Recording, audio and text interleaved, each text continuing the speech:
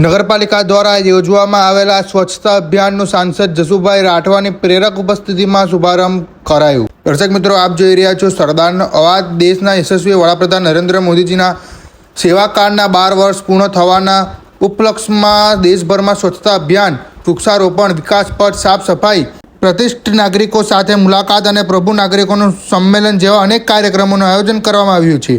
જે અંતર્ગત નગરપાલિકા છોટાઉદેપુર દ્વારા આજ રોજ તારીખ 9મી જૂન 2026ને મંગળવારે નગરની મધ્યમાં આવેલ મહિલા પોલીસ મથકની પાસેથી લોકસભા સાંસદ જસુભાઈ રાઠવાની પ્રેરક ઉપસ્થિતિમાં સ્વચ્છતા અભિયાનનો શુભારંભ કરવામાં આવ્યો। આ પ્રસંગે નગરપાલિકા સેવા બજાવતા સફાઈ કર્મચારીઓનું સન્માન કરવામાં આવ્યું હતું। આ પ્રસંગે પાલિકા ઉપપ્રમુખ પરવેશભાઈ મકરાણી, ચીફ ઓફિસર ભાવિકા બરજોડા, નગરપાલિકા વિવિધ સમિતિના ચેરમેન શ્રીઓ, છોટાઉદેપુર શહેર ભાજપાના હોદ્દેદારો, પાલિકા કર્મચારીઓ મોટી સંખ્યામાં ઉપસ્થિત રહ્યા હતા।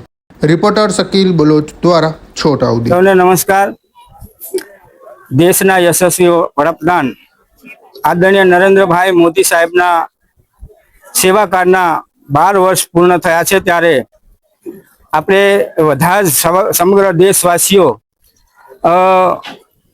સ્વચ્છતા અભિયાન, વૃક્ષારોપણ, વિકાસ પથ અને પ્રતિષ્ઠિત નાગરિકોને મળવું અને પ્રબુદ્ધ નાગરિકોનું સંમેલન, આ પ્રકારના જે કાર્યક્રમો કરવાના છે એના ભાગરૂપે આજે છોટાઉદેપુર નગરની અંદર સફાઈ અભિયાન આદરવામાં આવ્યું।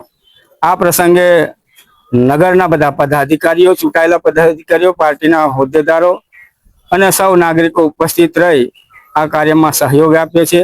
ત્યારે સવારે છોટાઉદેપુર તાલુકાના કાછેલ ગામે વૃક્ષારોપણનો પણ કાર્યક્રમ કરવામાં આવ્યો। વંદે માતરમ।